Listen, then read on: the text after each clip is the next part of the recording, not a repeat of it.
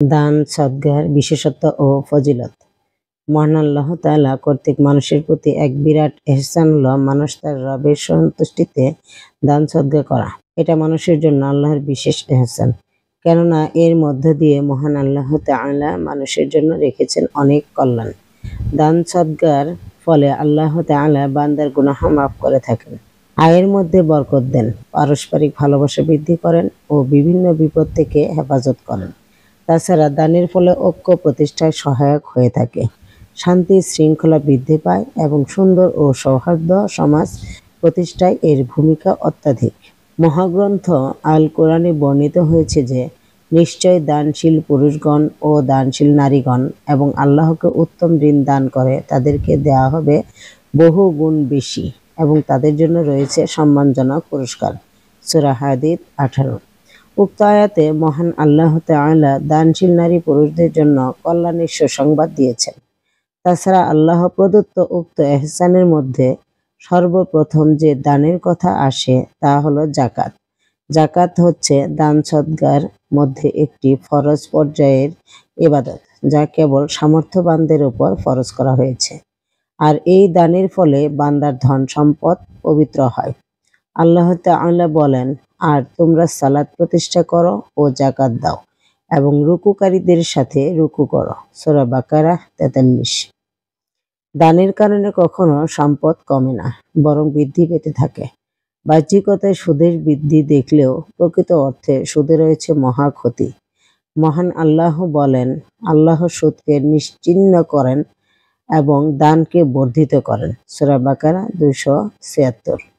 দান সাদকা এমন একটি বিষয় যা আল্লাহর সন্তুষ্টিতে যদি কোনো ক্ষুদ্র কাজও করা হয় তাও কিন্তু সাদকা হিসেবে গণ্য হবে। সুবহানাল্লাহ। এমনকি নিজের প্রতিপাল্য ও অধীনস্থ পরিবার পরিজনের ভরণ পোষণে যে অর্থ আমরা ব্যয় করি তাও কিন্তু সাদকা হিসেবে বিবেচিত।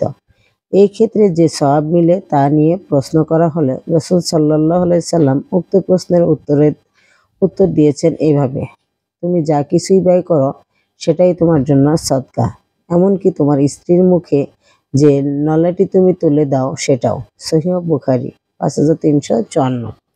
দানের বিষয়ে গুরুত্বপূর্ণ একটি হাদিসে বর্ণিত হয়েছে যে রাসূল সাল্লাল্লাহু আলাইহি ওয়াসাল্লাম বলেছেন, যে ব্যক্তি হালাল উপায়ে অর্জিত মাল সদকা করে আল্লাহ তাআলা হালাল অর্থাৎ পবিত্রতাকেই কবুল করেন। তাহলে উক্ত সদকা সে আল্লাহর হাতে দিল। আল্লাহ তাআলা তাকে এইভাবে লালন পালন করেন যেভাবে তোমরা ঘোড়ার বাচ্চা কিংবা উটের বাচ্চা লালন পালন করো।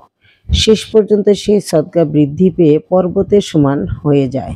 অধিকাংশই অর্থ সম্পদ দান করাকে কেবল দান সদকা হিসেবে বুঝে থাকেন, মূলত তা নয়, বরং কাউকে কথা দিয়ে সহযোগিতা করা, কারো কাজে সহায়তা করা, পথহারা ব্যক্তিকে পথ দেখিয়ে দেওয়া, অসুস্থ ব্যক্তিকে সেবা করা, অসুস্থ ব্যক্তিকে দেখতে যাওয়া, দুজনের মধ্যে মীমাংসা করা, স্ত্রীর সাথে মুচকি হাসা, স্ত্রীর মুখে খাবার তুলে দেয়া, হাসি মুখে কথা বলা, অসহায় ব্যক্তিকে সাহায্য করা, মাজলুমের পাশে দাঁড়ানো, উত্তম পরামর্শ দিয়ে পাশে থাকা, ভালো ব্যবহার ও উত্তম আচরণ করা, অতিথির সেবা, পথের কষ্টদায়ক বস্তু সরিয়ে ফেলা ইত্যাদি যত প্রকার কল্যাণমুখী কাজ রয়েছে সব ক্ষেত্রে আল্লাহর সন্তুষ্টিতে করা কাজগুলো সদকা হিসেবে বিবেচিত।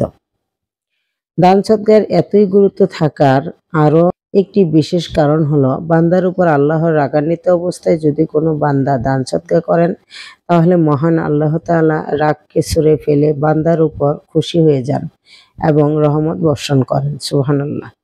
তবে দান সদকার পর কখনো খোঁটা দিয়ে কষ্ট দিতে নেই, কখনো প্রচার করতে নেই, কখনো গর্ব করতে নেই। এই বিষয়ে আল্লাহর নির্দেশনা রয়েছে, যারা আল্লাহর পথে ধন সম্পদ ব্যয় করে তারপর যা ব্যয় করে তা প্রচার করে না এবং কোনো প্রকার কষ্টও দেয় না, তাদের জন্য প্রতিদান রয়েছে তাদের রবের নিকট, আর তাদের কোনো ভয় নেই এবং তারা চিন্তিতও হবে না। সূরা বাকারা 262।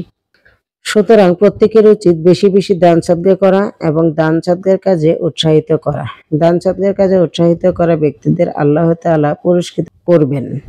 আল্লাহ তাআলা বলেন, কল্যাণ আছে যে নির্দেশ দেয় সদকা সৎ কাজ ও মানুষের মধ্যে শান্তি স্থাপনের। আল্লাহর সন্তুষ্টি লাভের আশায় কেউ তা করলে তাকে অবশ্যই মহা পুরস্কার দেওয়া হবে। সূরা নিসা 114।